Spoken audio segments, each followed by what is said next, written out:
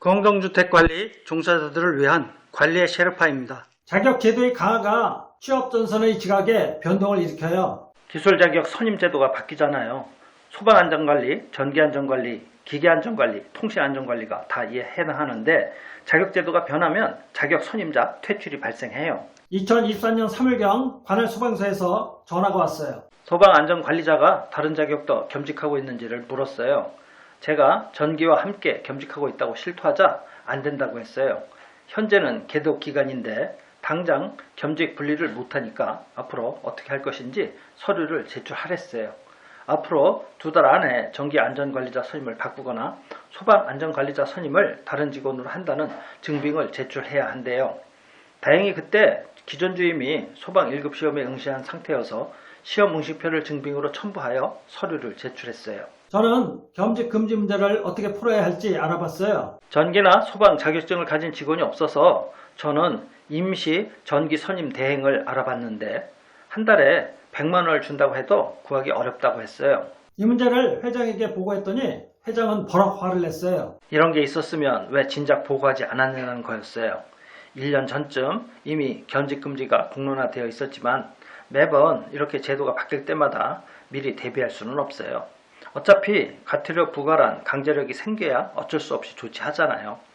회장은 당장 월 100만 원 이상의 관리비가 증액된다는 것에 스트레스를 받는 눈치였어요. 회장이 이렇게 민감한 이유는 관리비 통장에 돈이 없기 때문이에요. 반년 전부터는 전기료 낼 돈이 없어서 한 달씩 밀려서 전기료를 내고 있었고 지난달에는 직원 봉급을 줄 돈이 없어서 임시로 1,500만 원을 융통했어요. 16개 점포를 보유한 소유주가 1억에 가까운 관리비를 장기 연체하고 있었고 더구나 관리비 예치금도 많이 못 거둔 데다가 계약 해지된 관리업체는 2달치 용역비 6천만 원을 못 받아서 법적 조치로 이출금 통장을 묶는 바람에 4천만 원을 쓸 수 없었어요. 다행히 얼마 후 기존 주임이 소방 1급 시험에 합격하여 전기 선임 대행을 구할 필요 없이 이 직원이 소방 선임을 하면 됐어요. 그런데 자격 수당을 줘야 하잖아요. 제가 회장에게 반가운 소식을 알리며 소방 선임 수당으로 50만 원을 얘기했어요. 일부러 크게 불렀어요. 그래야 깎아서 30만 원 정도는 주지 않겠어요?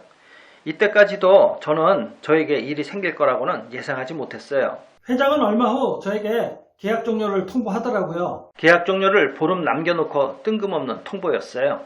통보도 회장이 한 게 아니고 함께온 실세 대표가 했어요.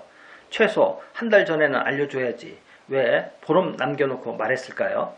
자격 수당의 증액이 부담스러워서 값싼 관리소장으로 교체하려는 거였어요. 이것 외에 다른 교체 사유가 있었는지는 몰라요. 이후 저는 2번 이직하게 돼요. 그런데 2군데 다 이 자격제도 변경 때문에 저처럼 관리소장이 바뀐 곳이었어요. 겸직이 안 되니까 자격선임 포석을 바꿀 수밖에 없는 거죠.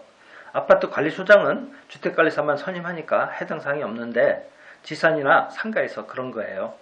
소방법이 강화되면서 없던 소방특급이란 게 생기고 보조선임이 생기고 선임 조건도 점점 까다로워지고 있어요.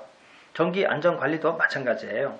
없던 전기직무고시란 게 생겨서 관리비가 증가하고 전기안전관리 일자리가 늘었어요. 기계설비 안전관리가 탄생한 후 기술 인력이 이 계통으로 몰리는 바람에 전기과장 풍기 현상이 생겨 전기과장이 금값이 됐잖아요. 2024년 새로운 통신설비 안전관리가 생겨나서 이후 또 어떤 변화가 일어날지 모르겠어요. 우리는 살아남으려면 세상 흐름에 따라갈 수밖에 없어요. 자격제도의 변화에 맞게 우리는 계속 준비해야 합니다. 도움이 되셨으면 구독, 좋아요 부탁드립니다.